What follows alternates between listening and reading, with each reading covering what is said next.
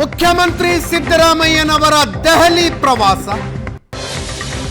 ಒಂದು ಬೇರೆಯದೇ ಕಾರಣಕ್ಕಾಗಿ ಸುದ್ದಿ ಆಗ್ತಾ ಇದೆ. ವಿಶೇಷ ವಿಮಾನದಲ್ಲಿ ಪ್ರಯಾಣಿಸಿ ಸಚಿವ ಜಮೀರ್ ಅಹಮದ್ ಖಾನ್ ಅದರ ವಿಡಿಯೋ ಹಂಚಿಕೊಂಡು ಸಿದ್ದರಾಮಯ್ಯನವರು, ಕೃಷ್ಣ ಬೈರೇಗೌಡ, ಜಮೀರ್ ಅಹಮ್ಮದ್, ಗೋವಿಂದರಾಜು ಹೋಗಿದ್ದು ಬರ ಪರಿಹಾರ ಕೇಳುವುದಕ್ಕೆ. ಐಷಾರಾಮಿ ಚಾರ್ಟರ್ಡ್ ಫ್ಲೈಟ್ನಲ್ಲಿ ಹೋದ ಸಿದ್ದರಾಮಯ್ಯ ಸಮಾಜವಾದಿ ಅಲ್ಲ, ಮಜಾವಾದಿ ಅಂತ ಬಿಜೆಪಿಯವರ ವಾಗ್ದಾಳಿ. ಜಮೀರ್ ಅಹಮ್ಮದ್ ಖಾನ್ರು ಏನೋ ಸಂತೋಷದಿಂದ ವಿಡಿಯೋ ಹಂಚಿಕೊಂಡ್ರು. ಚಾರ್ಟರ್ಡ್ ಫ್ಲೈಟ್ನಲ್ಲಿ ವಿಶೇಷ ವಿಮಾನ, ಅದರಲ್ಲಿ ಬರ್ತಾ ಇರುವಂಥ ದೃಶ್ಯಗಳು. ಬಿಜೆಪಿ ಅವರು ಹೇಳ್ತಾರೆ ಬರ ಪರಿಹಾರ ಕೇಳುವುದಕ್ಕೆ ಚಾರ್ಟರ್ಡ್ ಫ್ಲೈಟ್ನಲ್ಲಿ ಹೋಗಿದ್ರು ಅಂತ. ಅದಕ್ಕೆ ಸಿದ್ದರಾಮಯ್ಯನವರ ಮರು ಪ್ರಶ್ನೆ, ಮೋದಿ ಯಾವ ಫ್ಲೈಟಲ್ಲಿ ಓಡಾಡ್ತಾರೆ? ಕಾಂಗ್ರೆಸ್ ಕಡೆಯಿಂದ ಪ್ರಶ್ನೆ ಹಾಕಲಾಯಿತು, ಆಪರೇಷನ್ ಕಮಲಕ್ಕೆ ಶಾಸಕರನ್ನ ಕರ್ಕೊಂಡು ಹೋಗೋದಕ್ಕೆ ವಿಶೇಷ ವಿಮಾನ ಬಳಸಿರಲಿಲ್ಲವೇ? ಐಷಾರಾಮಿ ವಿಮಾನ ಮೋಜು ಮಸ್ತಿಗಾಗಿ ಖರ್ಚು ಮಾಡಿದ ದುಡ್ಡು ಯಾವುದು? ಆಪರೇಷನ್ ಕಮಲಕ್ಕೆ ಖರ್ಚು ಮಾಡಿದ ದುಡ್ಡು ನರೇಗಾದಲ್ಲಿ ಕೂಲಿ ಮಾಡಿದ್ದ, ರಾಜ್ಯದ ಬಡ ಜನರು ಕಷ್ಟಪಟ್ಟು ಕಟ್ಟಿದ ತೆರಿಗೆ ದುಡ್ಡಲ್ಲವಾದು. ಬರ ಪರಿಸ್ಥಿತಿ ಬಗ್ಗೆ ಮೋದಿ ಜೊತೆ ಚರ್ಚೆಗೆ ವಿಮಾನ ಪ್ರಯಾಣ ವಿರೋಧಿಸುವ ನೈತಿಕತೆ ಬಿಜೆಪಿಗಿದೆಯಾ? ಅದರ ಜೊತೆಗೆ ಮೋದಿಯವರ ವಿದೇಶ ಪ್ರವಾಸಗಳ ಲೆಕ್ಕ ಕೊಡ್ತಾ ಇದ್ದಾರೆ. 74 ವಿದೇಶ ಪ್ರವಾಸ, ಸರಾಸರಿ 8.9 ಕ್ರೋರ್ಸ್ ಖರ್ಚಾಗುತ್ತೆ ಅವರಿಗೆ. ದೇಶದ ಹಸಿವಿನ ಸೂಚ್ಯಂಕ 111ನೇ ಸ್ಥಾನದಲ್ಲಿದೆ. ಮೋದಿ ವಿದೇಶ ಪ್ರವಾಸ ಮಾಡಿ ಮೋಜು ಮಾಡಿದ್ರು ಅಂತ ಹೇಳಬಹುದಾ? ಇದರ ಬಗ್ಗೆ ಕೇಂದ್ರ ಸಚಿವ ಪ್ರಹ್ಲಾದ್ ಜೋಶಿ ಅವರು, ಅವರ ಪ್ರಶ್ನೆಗೆ, ಅವರ ಮಾತುಗಳಿಗೆ ಸಿದ್ದರಾಮಯ್ಯನವರು ಉತ್ತರ, ಜೊತೆಗೆ ಆರ್ ಅಶೋಕ್, ಬಸನಗೌಡ ಪಾಟೀಲ್ ಯತ್ನಾಳರ ಪ್ರಶ್ನೆಗಳು ಕೇಳಿಸ್ತಾರೆ. ಇವ್ರ ಹತ್ರ ದುಡ್ಡಿಲ್ಲ ಅಂತ ಕ್ರೌಡ್ ಸೋರ್ಸಿಂಗ್ ಮಾಡ್ತಾ ಇದ್ದಾರೆ. ನಾವು ಜನರ ಹತ್ರ ದುಡ್ಡು ಇಸ್ಕೋತೀವಿ ಅಂತ. ಗಲ್ಫ್ ಸ್ಟ್ರೀಮ್ ಅಂದರೆ ಭಾರಿ ಹೈ ಕ್ಲಾಸ್ ಏರ್ಕ್ರಾಫ್ಟ್ ಅದು, ಅದರಲ್ಲಿ ಹೋಗಿದ್ದಾರೆ. ಮತ್ತು ರೆಗ್ಯುಲರ್ ಏರ್ಕ್ರಾಫ್ಟ್ ಎಲ್ಲಿದೆ, ಬೆಂಗಳೂರು ದಿಲ್ಲಿ, ದಿಲ್ಲಿ ಬೆಂಗಳೂರು, ಸಿಕ್ಕಾಪಟ್ಟೆ ನೀವು ಅನೇಕ ಬಾರಿ ಹೋಗ್ತಾ ಇರ್ತಾರೆ. ಸಿಕ್ಕಾಪಟ್ಟೆ ಫ್ಲೈಟ್ಸ್ ಇದ್ದಾವೆ. ಅದರಲ್ಲಿ ಬಿಸ್ನೆಸ್ ಕ್ಲಾಸ್ದಲ್ಲಿ ಹೋದರೂ ಭಾಳ ಕಂಫರ್ಟೇಬಲ್ ಆಗಿ ಹೋಗ್ಬೋದು. ಈ ರೀತಿ ಮಾಡೋದು ಸರಿಯಲ್ಲ. ಜನ ಸಜಾದಲ್ಲಿದ್ದಾರೆ, ಅಲ್ಲಿ ಬೇರೆ ಬೇರೆ ಡ್ರಾಟು ಇತ್ಯಾದಿ ಕಾರಣದಿಂದ ನೀವು ಮಜಾ ಮಾಡ್ತಾ ಇದ್ದೀರಿ.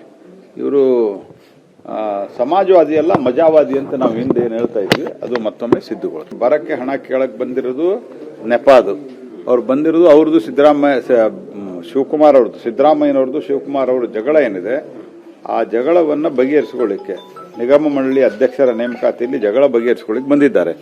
ಏನಪ್ಪ, ಜನ ಎಲ್ಲ ಬರದಲ್ಲಿ ತೊಂದರೆ ಅನುಭವಿಸ್ತಾ ಇದ್ದಾರೆ, ನೀವು ಇದು ನೇಮಕಾತಿ ಬಗ್ಗೆ ಜಗಳ ಬಗೆಹರಿಸಿಕೊಳ್ಳಕ್ಕೆ ಡೆಲ್ಲಿಗೆ ಹೋಗಿದ್ದಾರೆ ಅಂತ ಅನ್ನಬಾರದು ಅಂತ ಹೇಳಿ ಆ ನಂತರ ಪ್ರಧಾನಮಂತ್ರಿಗಳ ಅಪಾಯಿಂಟ್ಮೆಂಟ್ ಕೇಳಿದ್ದಾರೆ. ನರೇಂದ್ರ ಮೋದಿ ಅವರು ಯಾತ್ರೆ ತಿರುಗಾಡ್ತಾರೆ, ಯಾತ್ರೆ ತಿರುಗಾಡ್ತಾರಪ್ಪ, ಹೇಳಯ್ಯ ನೀನು. ನರೇಂದ್ರ ಮೋದಿ ಅವರು ಯಾತ್ರೆ ತಿರುಗಾಡ್ತಾರೆ ಹೇಳ್ರಿ. ಅದನ್ನ ಆ ಪ್ರಶ್ನೆ ಕೇಳಿ ಅವರಿಗೆ, ಬಿಜೆಪಿ ಅವರಿಗೆ please ask that question to BJP people. Please ask this question to BJP people. Narendra Modi ಅವರು ಯಾವ ವಿಮಾನದಲ್ಲಿ ತಿರುಗಾಡ್ತಾರೆ? ಒಬ್ಬರೇ ತಿರುಗಾಡ್ತಾರಲ್ಲ, ಯಾಕೆ ಇವರಿಗೆ ಬರದಲ್ಲಿ ದೌಲತ್ತು. ಜಮೀರ್ ಅವರೇ ಟ್ವೀಟ್ ಮಾಡಿದ್ದಾರೆ, I am going with proud with chief minister jet flight. ಶಾಲೆಗೆ JCB ಯಲ್ಲೇ ಪಯಣ, ಸಫರಿಂಗ್ ಟ್ರಾವೆಲಿಂಗ್ ಇನ್ JCB. ಒಂದು ಕಡೆ ಮಕ್ಕಳು ಬರದ ಛಾಯೆ ಇರುವಂಥ ಸಂದರ್ಭದಲ್ಲಿ 2 ಫೋಟೋ, JCB ಮತ್ತು ಜೆಟ್ಟಲ್ಲಿ ಹೋಗ್ತಾ ಇರುವಂಥ ಫೋಟೋನ ನೋಡಿದ್ವಿ. ಇದು ಬೇಕಾಗಿತ್ತ ಇವರಿಗೆ? ಸಿದ್ದರಾಮಯ್ಯನವರು ನಾವು ಸಮಾಜವಾದಿ ಅಂತ ಹೇಳ್ತಾರೆ. ಇದಾನ ಸಮಾಜವಾದಿ? ಮಕ್ಕಳನ್ನ JCB ಕಳಿಸಿ ನೀವು ಜೆಟ್ಟಲ್ಲಿ ಓಡಾಡೋದನ್ನ ಸಮಾಜವಾದಿ? ನೋಡಿ, ಅವ್ರ ಐಷಾರಾಮಿ ಅಂತ ವಿಮಾನ ನೋಡಿರೋದು, 5 ಸ್ಟಾರ್ ಇದ್ದಂಗೆ ಐತೆ ಆ ವಿಮಾನ. ಮತ್ತು ಸಿದ್ದರಾಮಯ್ಯನವರು ಸಮಾಜವಾದ, ಭಾಳ ಬಡವರ ಪರವಾಗಿ ಏನೇನು ಕತ್ತಿ ಹೊಡಿತಿದ್ರಲ್ಲ, ಜಮೀರ್ ಅಹಮ್ಮದ್ ಜೋಡ ಕೂಡಿ ಅವರು ಹಾದಿ ಬಿಟ್ಟಾರೆ. ಜಮೀರ್ ಅಹಮ್ಮದ್ ಜೋಡ ಯಾರು ಕೊಡ್ತಾರೆ ಹಾದಿ ಬಿಡ್ತಾರೆ. ಈಗ ಸಿದ್ದರಾಮಯ್ಯ ಹಾದಿ ಬಿಟ್ಟು ಮಕ್ಕ ಮದನಾಡಿ ಕೊಡಿಟ್ಟಾರ ಸಿದ್ದರಾಮಯ್ಯನವರು. ಇದೇ ವಿಷಯದ ಬಗ್ಗೆ ಇವತ್ತು ಮಾತಾಡ್ತೀವಿ. ಹಲವು ಜನ ಗಣ್ಯರು ನಮ್ಮ ಜೊತೆಗಿರ್ತಾರೆ. ರವೀಂದ್ರ ರೇಷ್ಮೆ ಅವರಿದ್ದಾರೆ, ಹಿರಿಯ ಪತ್ರಕರ್ತರು. ಕಾರ್ಯಕ್ರಮಕ್ಕೆ ಸ್ವಾಗತ. ರವೀಂದ್ರ ರೇಷ್ಮೆ ಅವರು ತಮಗೆ. ಅನಿಲ್ ಚಳಗೇರಿ ಬಿಜೆಪಿಯಿಂದ, ರಾಜುಗೌಡ JDSನಿಂದ ಇದ್ದಾರೆ. ಇಬ್ಬರು ಕೂಡ ಕಾರ್ಯಕ್ರಮಕ್ಕೆ ಸ್ವಾಗತ. ನಟರಾಜ್ ಗೌಡರು ಕಾಂಗ್ರೆಸ್ನಿಂದ ನಮ್ಮನ್ನು ಜಾಯ್ನ್ ಆಗಿದ್ದಾರೆ. ನಟರಾಜ್ ಗೌಡರು ನಿಮಗೂ ಕೂಡ ಕಾರ್ಯಕ್ರಮಕ್ಕೆ ಸ್ವಾಗತ. ನಮಸ್ತೆ.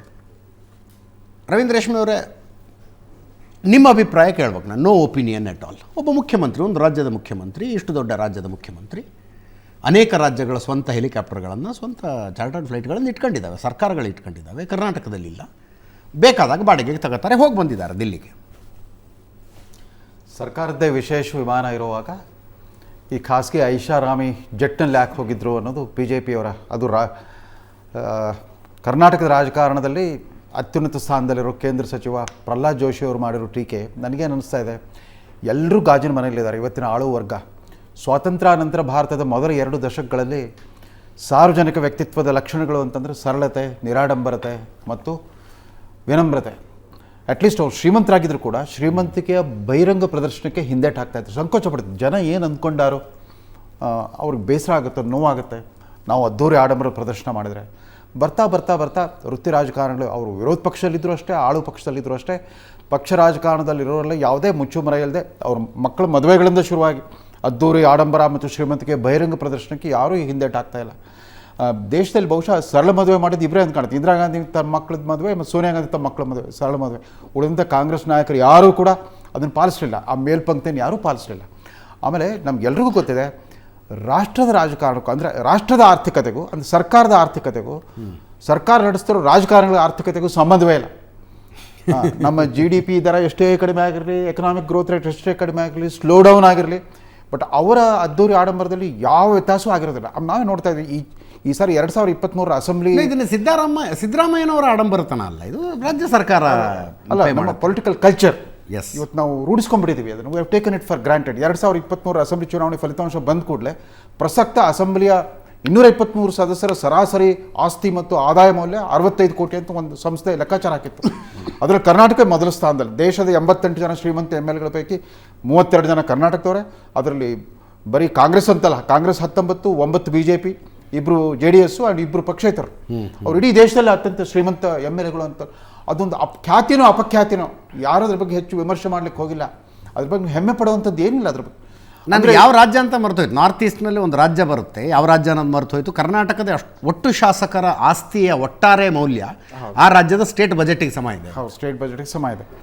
ಸೊ ಹೀಗೆ ಆಮೇಲೆ ಇದರಲ್ಲಿ ಅವ್ರು ಮಾಡಿದ್ದೇನು ಅಂತಂದರೆ, ಇವರ ಈ ಜಮೀರ್ ಅಹಮದ್ ಅವ್ರ ಅಚಾತುರ್ಯ ಏನಂತ ಅದನ್ನು ಇದಕ್ಕೆ ಹಾಕ್ಬಿಟ್ರು, ಸೋಷಿಯಲ್ ಮೀಡಿಯಾದಲ್ಲಿ ಹಾಕ್ಬಿಟ್ರು ತಮ್ಮ ಫೋಟೋನ. ಅವ್ರು ಪ್ರದರ್ಶನ ಮಾಡೇ ಹೋಗಿದ್ರೆ ಇದು ಚರ್ಚಾ ವಸ್ತು ಆಗ್ತಿರಲಿಲ್ಲ. ಅವ್ರು ಹೋಗಿ ಬಂದರೆ ನಮ್ಗೆ ಗೊತ್ತೂ ಆಗ್ತಿರಲಿಲ್ಲ. ಹೋಗಿ ಬಂದಿದ್ದ ಅದೇ ಈ ಪ್ರದರ್ಶನ ಮಾಡೋ ಒಂದು ದ್ರಾಷ್ಟೆ ಇದೆಯಲ್ಲ, ಅದನ್ನು ಬೆಳೆಸ್ಕೊಂಡ್ಬಿಟ್ಟಿದ್ದಾರೆ ದಪ್ಪು ಚರ್ಮದ ರಾಜಕಾರಣ. ಆ ಸಾರ್ವಜನಿಕ ಸೂಕ್ಷ್ಮತೆಯನ್ನೇ ಕಳ್ಕೊಂಡ್ಬಿಟ್ಟಿದ್ದಾರೆ. ಇದು ತೀರಾ ವಿಷಾದ ಸಂಗತಿ. ಆಮೇಲೆ ಅವರು ಪ್ರೈಮ್ ಮಿನಿಸ್ಟರ್ ಆ ಫ್ಲೈಟಲ್ಲಿ ಹೋದರು. ಪ್ರೈಮ್ ಮಿನಿಸ್ಟರ್ ಮನೆ, ಆ ಪ್ರೈಮ್ ಮಿನಿಸ್ಟರ್ ಮನೆ ವಿನ್ಯಾಸ ಮಾಡಿದ್ದೆ ರಾಜೀವ್ ಗಾಂಧಿ ಅವ್ರ ಕಾಲದಲ್ಲಿ. ಹೊಸ ಕಟ್ಟಿಸಿದ್ರಲ್ಲ, ನಂಬರ್ 7 ರೇಸ್ ಕೋರ್ಸ್ ರೋಡ್ ಇತ್ತು, ಅದನ್ನೀಗ ಲೋಕನಾಯಕ್ ರಸ್ತೆ ಅಂತೆಲ್ಲ ಮಾಡಿದ್ದಾರೆ. ಆದರೆ ಆ ಸ್ಥಾನಕ್ಕೆ ತಕ್ಕಂತೆ ಇರಬೇಕು ಅಂತಿತ್ತು. ಬಟ್ ಆದರೆ ಮೊದಲ 2 ತಲೆಮಾರಲ್ಲಿ ಹಾಗಿರಲಿಲ್ಲ. ನೀವು ಇದು ನೋಡಿ, ನಂಬರ್ 1 ಸಫ್ದರ್ಜಂಗ್ ರೋಡ್, ಇಂದಿರಾ ಗಾಂಧಿಯವರ ಮ್ಯೂಸಿಯಂ ಅದು. ಆಕೆ ಮನೆ ನೋಡಿದರೆ ಆ ಮ್ಯೂಸಿಯಂಗೆ ಹೋಗ್ಬಿಟ್ಟು ಗೊತ್ತಾಗಿ ಎಂಥ ಸರಳವಾದ ಕಟ್ಟಡ ವಿನ್ಯಾಸನೂ ಹಾಗೆ ಇತ್ತು, ಆಕೆ ಜೀವನ ಶೈಲಿನೂ ಹಾಗಿತ್ತು. ಯಥಾವತ್ತಾಗಿ ಅದನ್ನು ಪ್ರಿಸರ್ವ್ ಮಾಡಿಟ್ಟಿದ್ದಾರೆ. Number 1 Safdarjung road, number 1 Akbar road. ಅಲ್ಲಿಂದ ಅಲ್ಲಿಗೆ ಅವ್ರು ನಡ್ಕೊಂಡು ಹೋಗ್ತಿರುವಾಗ ಅವ್ರ ಹತ್ಯೆ ಆಯಿತು. ಸೊ ಅದೊಂದಿತ್ತು, ಒಂದು ಕಾಲ ಇತ್ತು. ಬಟ್ ಈಗ ಬದಲಾಗ್ಬಿಟ್ಟಿದೆ. ಕಾಂಗ್ರೆಸ್ ಕಲ್ಚರ್ ಅಲ್ಲ, BJP ಕಲ್ಚರ್ ಅದಕ್ಕಿಂತ ಭಿನ್ನವಾಗೇನಿಲ್ಲ. BJP ಅವರ ಪ್ರಶ್ನೆ ತಪ್ಪ, ಸಿದ್ದರಾಮಯ್ಯನವ್ರ ಸಮರ್ಥನೆ ತಪ್ಪ. ಮೋದಿ ಓಡಾಡ್ತಾರಲ್ಲ, ಅವ್ರನ್ನ ಎಲ್ಲರೂ ಗಾಜಿನ ಮನೇಲಿದ್ದಾರೆ. ಇವ್ರು ಒಬ್ಬರ ಮೇಲೆ ಒಬ್ರು ಕಲ್ತಾರೆ ನೋಡಿ. ಅವ್ರು ಪ್ರಹ್ಲಾದ್ ಜೋಶಿ ಅವರು ಸುಲಭವಾಗಿ ತಿರುಗೇಟ್ ಕೊಟ್ಬಿಟ್ರು. ನಿಮ್ಮ ಮೋದಿ ಅವರು ಯಾಕೆ 8,000 ಕೋಟಿ ವಿಮಾನದಲ್ಲಿ ಒಬ್ಬರೇ ಓಡಾಡ್ತಾರೆ? ಅವ್ರ ಜೀವನ ಶೈಲಿನ ಭಾಳ ಸರಳವಾಗಿದೆಯಾ? ಒಂದು ಕಾಲದಲ್ಲಿ ಇರ್ಬೋದು, ಭಾಳ ಪೂರ್ವಾಶ್ರಮದಲ್ಲಿ ಸರಳವಾಗಿ ಬದುಕಿರ್ಬೋದು. ಈಗ ಅವರಷ್ಟು ಫ್ಯಾಷನಬಲ್ ಡ್ರೆಸ್ ಹಾಕ್ಕೊಳ್ತಾರೆ, ಅದಾಗ್ತಾರೆ, ಇದಾಗ್ತಾರೆ, ನೂರಾರು ಟೀಕೆಗಳನ್ನು ಸ್ವತಃ ಮೋದಿಯವರು ಎದುರಿಸ್ತಾ ಇದ್ದಾರೆ. ಆದರೆ ಆಗಲಿ, ಒಂದು ಸ್ವಲ್ಪ ಕನಿಷ್ಠ ಮಟ್ಟದ ಸೌಕರ್ಯವನ್ನು ಅನುಭವಿಸಲಿ, ಅದ್ರ ಸಾರ್ವಜನಿಕ ಸೂಕ್ಷ್ಮತೆಯನ್ನು ಕಳ್ಕೋಬಾರ್ದಾಗಿತ್ತು. ಬಹಿರಂಗ ಪ್ರದರ್ಶನ ಮಾಡಿದ ಮುಖ್ಯಮಂತ್ರಿ ಒಬ್ಬರು ಚಾರ್ಟರ್ಡ್ ಫ್ಲೈಟ್ನಲ್ಲಿ ಹೋಗಿ ಬಂದರು ಅನ್ನುವಂಥದ್ದು ದೊಡ್ಡ ವಿಷಯ ಅಲ್ಲ. ಜೊತೆಗಿದ್ದ ಸಚಿವರೊಬ್ಬರು ಅದರದ್ದು ವಿಡಿಯೋ ಮಾಡಿ ಹೆಂಗಿದೆ ನೋಡ್ರಿ ನಮ್ಮ ಐಷಾರಾಮ ಅಂತ ತೋರಿಸೋದು ಅಸೂಕ್ಷ್ಮತೆ ಅಂತ. ಸೂಕ್ಷ್ಮತೆ ಅಲ್ಲ. ಅನಿಲ್, ತಪ್ಪ ಕರ್ನಾಟಕ ರಾಜ್ಯದ ಮುಖ್ಯಮಂತ್ರಿ ಒಬ್ಬರು ಚಾರ್ಟರ್ಡ್ ಫ್ಲೈಟ್ನಲ್ಲಿ ಓಡಾಡಿದ್ರೆ? ಅಜಿತ್ ಸರ್ ಹೇಳಿದಾಗೆ ಈಗಾಗಲೇ ಅದನ್ನೇ ಒಂದು ಸ್ವಲ್ಪ ಅಡಿಷನ್ ಮಾಡಬೇಕಂದ್ರೆ, ಎಲ್ಲವೂ ಎಲ್ಲ ಟೈಮಲ್ಲಿ ನ್ಯೂಸ್ ಆಗೋದಿಲ್ಲ.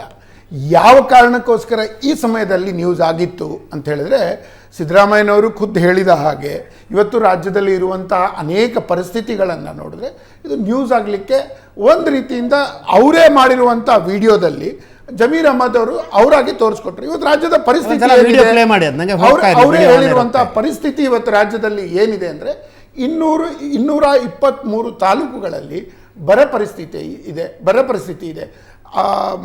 14 ನಮ್ಮ ಜಲಾಶಯಗಳಲ್ಲಿ 50%ಗಿಂತ ನೀರಿನ ಸಮಸ್ಯೆ ಇದೆ.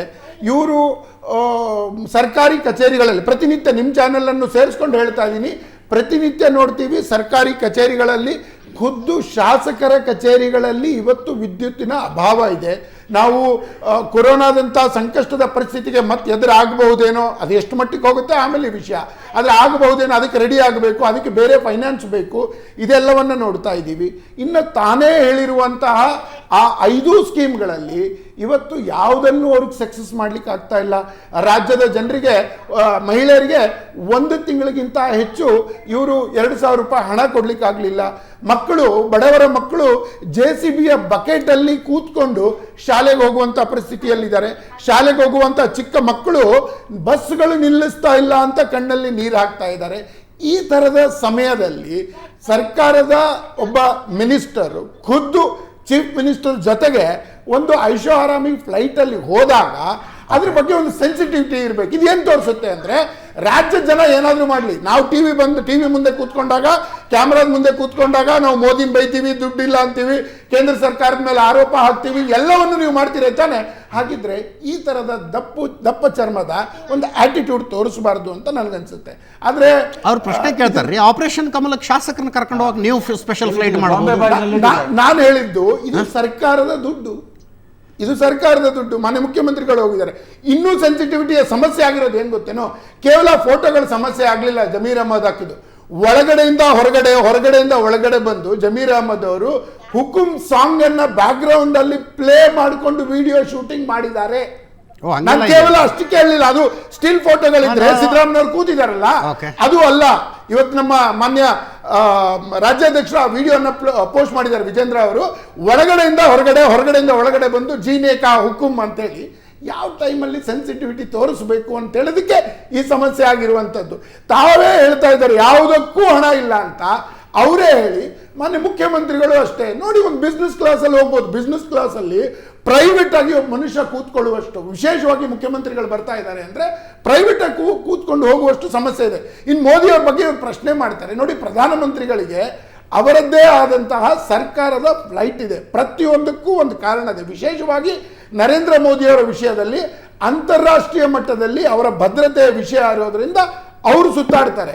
ಅವ್ರ ಬಗ್ಗೆ ಪ್ರಶ್ನೆ ಮಾಡುವಂಥದ್ದು ಇವ್ರೇನೂ ಇಲ್ಲ. ಅವರು ಗುಜರಾತಿಂದ ಬಂದು ದೆಹಲಿಗೆ ಬಂದಾಗೂ ಅಷ್ಟೇ, ಅವರ ಆಸ್ತಿ ಆಗಲಿ, ಅವ್ರ ಮನೆಯವರಾಗಲಿ, ಅವ್ರ ಸುತ್ತಮುತ್ತನವ್ರಿಗೆ ಯಾರನ್ನೂ ಅವ್ರು ಕರ್ಕೊಂಡ್ಬರ್ಲಿಲ್ಲ, ಯಾವುದೇ ಆಡಂಬರದ ಜೀವನ ಮಾಡಲಿಲ್ಲ. ದೆಹಲಿಯಲ್ಲೂ ಅನೇಕ ಬಾರಿ RTI ಹಾಕಿ ಕೇಳಿದ್ದಾರೆ, ಅವರ ಹಣ ಹಿಂದೆ ಎಷ್ಟಿತ್ತೋ ಅಷ್ಟೇ ಇದೆ, ಪ್ರತಿಯೊಂದು ಹಣಕ್ಕೂ ಅಲ್ಲಿ ಲೆಕ್ಕ ಇದೆ. ಅದನ್ನು ಪ್ರಶ್ನೆ ಮಾಡಬಾರ್ದು. ನನಗನ್ಸಿದ ಮಟ್ಟಿಗೆ ಈ ಸರ್ಕಾರ ತಾನೇ ಅನೌನ್ಸ್ ಮಾಡಿದ ಹಾಗೆ ದುಡ್ಡಿಲ್ಲ ಅಂತ ಒಂದ್ ಕಡೆ ಅನ್ನೋದು, ಇನ್ನೊಂದು ಕಡೆ ಈ ತರದ ಅಸಹ್ಯ ಬರುವ ರೀತಿಯಲ್ಲಿ ಪ್ರದರ್ಶನ ಮಾಡೋದು, ಇದನ್ನು ಈ ಕೂಡಲೇ ಜಮೀರ್ ಅಹಮದ್ ಅವರು ರಾಜ್ಯದ ಜನರಿಗೆ ಕ್ಷಮೆಯನ್ನ ಕೇಳಬೇಕು. ಮಾನ್ಯ ಮುಖ್ಯಮಂತ್ರಿಗಳು ಇದನ್ನ ಇಂಟರ್ಫಿಯರ್ ಆಗಬೇಕು, ಇದನ್ನು ವಹಿಸ್ಕೊಳ್ಳೋದನ್ನ ರಾಜ್ಯದ ಮುಖ್ಯಮಂತ್ರಿ ನಿಲ್ಲಿಸಬೇಕು ಅಂತ ಒಂದ್ಸಲ ಪ್ಲೇ ಮಾಡಿ ಇದನ್ನ.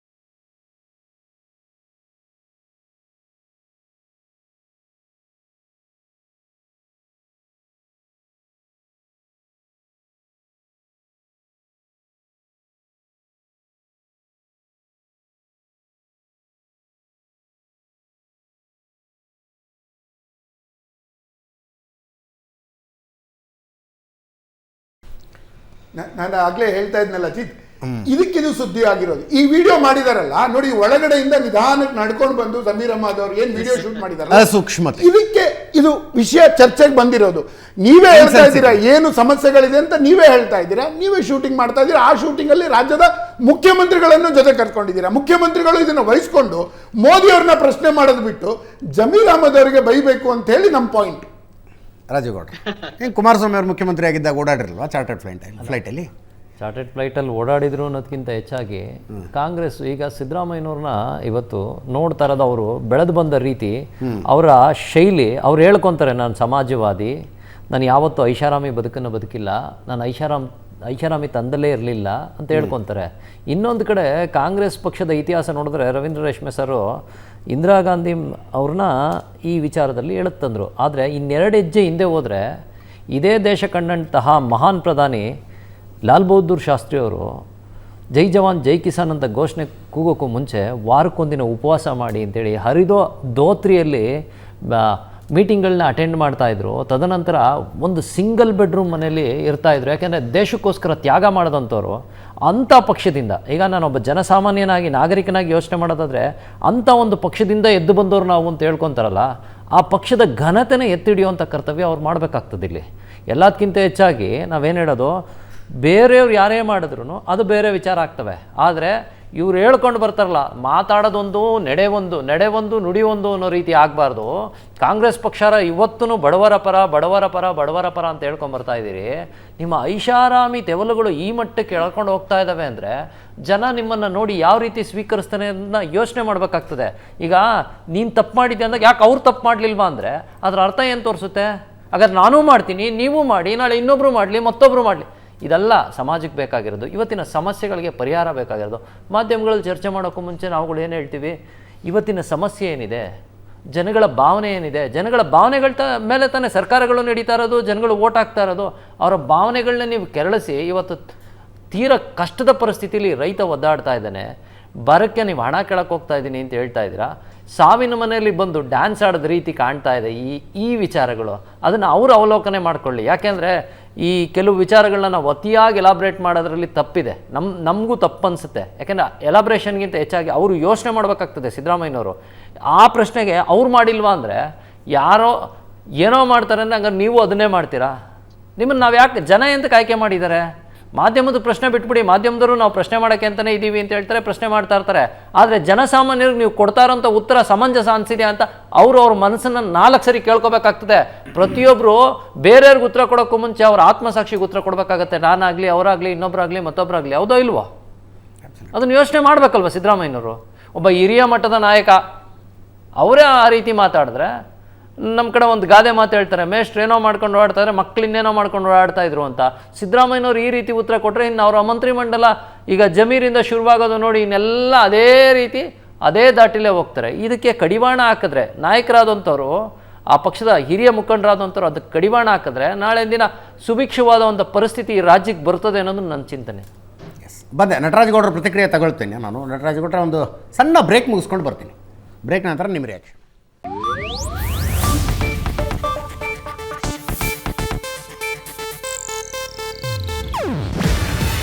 ಇದು ಏಷ್ಯಾನೆಟ್ ನ್ಯೂಸ್ ನೆಟ್ವರ್ಕ್ ಪ್ರಸ್ತುತಿ. ನೀವು ನೋಡ್ತಿದ್ದೀರಾ ಏಷ್ಯಾನೆಟ್ ಸುವರ್ಣ ನ್ಯೂಸ್.